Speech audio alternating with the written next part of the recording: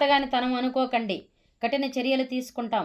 శ్రీ వివేక కళాశాల యాజమాన్యం ఇంటర్మీడియట్ పరీక్షలలో కందుకూరు శ్రీ వివేక జూనియర్ కాలేజీలో పరీక్షలు రాసిన కందుకూరులోని ఓ ప్రైవేట్ కళాశాల విద్యార్థుల పరీక్ష పేపర్లు ట్యాంపరింగ్ జరిగిందన్న విషయంపై సోషల్ మీడియాలో పలు పత్రికల్లో ఈ మధ్య వస్తున్న అసత్య వార్తలను ఖండిస్తూ సోమవారం శ్రీ వివేక జూనియర్ కాలేజ్ యాజమాన్య సిబ్బంది మీడియా సమావేశం ఏర్పాటు చేశారు.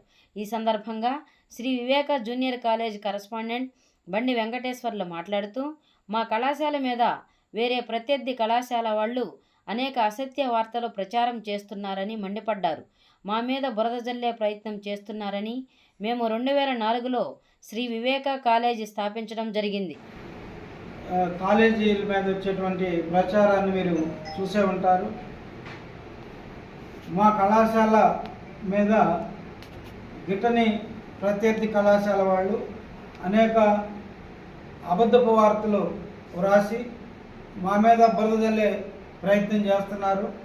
అయితే మేము 2004లో శ్రీ వివేక కాలేజీ స్థాపించాం.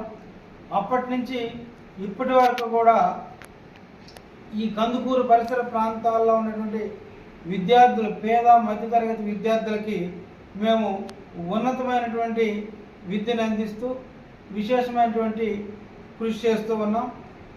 కాబట్టి మేము అందించేటువంటి విద్యని మా యొక్క తల్లిదండ్రులు వాళ్ళకి నచ్చి మా యొక్క రిజల్ట్ చూసి అనేక మంది తల్లిదండ్రులు వాళ్ళ యొక్క ప్రోత్సాహంతో మేము ముందుకు పోతున్నాం.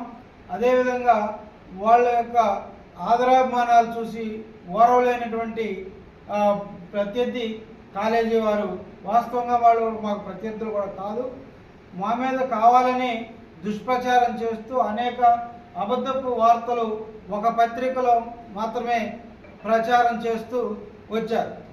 నిన్న ఈరోజు కానీ చూసినట్లయితే నిన్న ఒక వార్త రాశారు, ఈరోజు ఒక వార్త రాశారు. కానీ అది వాస్తవం కాదు. మేము కోట్లలో ముడుపులు చెల్లించినట్టు రాశారు.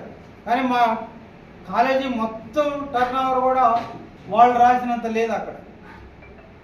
కాబట్టి ఇట్లాంటి అబద్ధపు వార్తలు ప్రచారం చేయిస్తూ, అలాగే అధికారులతోటి రాజకీయ నాయకులతోటి లాలూచి పడుతున్నారని రాశారు. మేము ఇప్పటివరకు ఏ అధికారులతో కానీ రాజకీయ నాయకులతో కానీ లాలూచి పడలేదు.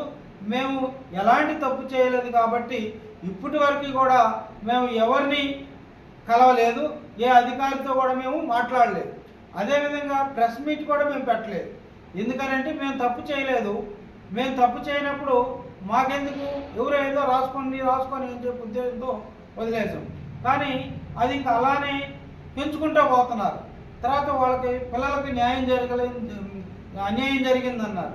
తర్వాత వాళ్ళకి న్యాయం జరిగిందని పేపర్లోనే రాశారు.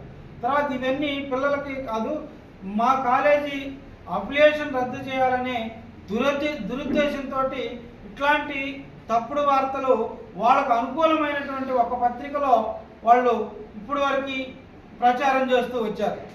పోతే మొన్న ఒక వార్త రాశారు ఒక 10 రోజుల క్రితం, విచారణ కమిటీ ఎవరికీ తెలియకుండా వచ్చింది అని చెప్పి రాశారు. కానీ విచారణ కమిటీ ఎవరికీ తెలియకుండా కందుకూరు వస్తే ఆ విచారణ కమిటీ ముందు ఆ గాయత్రి కళాశాల కరస్పాండెంటు, తర్వాత వాళ్ళ చైర్మన్ను, తర్వాత ఆ విద్యార్థులు, వాళ్ళ యొక్క తల్లిదండ్రులు అందరూ కూడా కమిటీ ముందు ఈ కాలేజీకి వచ్చి హాజరయ్యారు. మరి కమిటీ వాళ్ళు ఎవరికి తెలియకుండా సమాచారం ఇవ్వకుండా వస్తే వాళ్ళు ఎట్లా కమిటీ ముందు వాళ్ళు హాజరయ్యారు. తర్వాత కమిటీ వాళ్ళు 2 కాలేజీలకి తెలియజేసి వచ్చారు. కాబట్టి వాళ్ళని విచారించారు, మమ్మల్ని విచారించారు, మేము చెప్పాము. ఎందుకంటే మాకు ఎగ్జామ్ సెంటర్కి మా మేనేజ్మెంట్కి ఎలాంటి సంబంధం లేదు. మేము మొత్తం కూడా మా ప్రిన్సిపాల్, మేము ఈ పరిసర ప్రాంతాల్లో కూడా ఉన్నాం. మిగతా పరీక్షలప్పుడు కానీ మిగతా టైంలో కానీ మేము ఈ పరిసర ప్రాంతాల్లో కూడా ఉన్నాం. అన్నీ ఏదొచ్చినా మా ప్రిన్సిపాల్ గారే చూసుకుంటాడు. కాబట్టి ఆఖరికి ప్రిన్సిపాల్ కూడా వాళ్ళు లోపల ఉంచకుండా గవర్నమెంట్ సిఎస్ గారు, డిఓ గారు సెంటర్ ఆధీనంలో తీసుకొని ఎగ్జామ్స్ కండక్ట్ చేయడం జరిగింది. కాబట్టి ఎక్కడ తప్పు జరిగిందో ఏం జరిగిందో మా మేనేజ్మెంట్కి అయితే తెలియదు. మా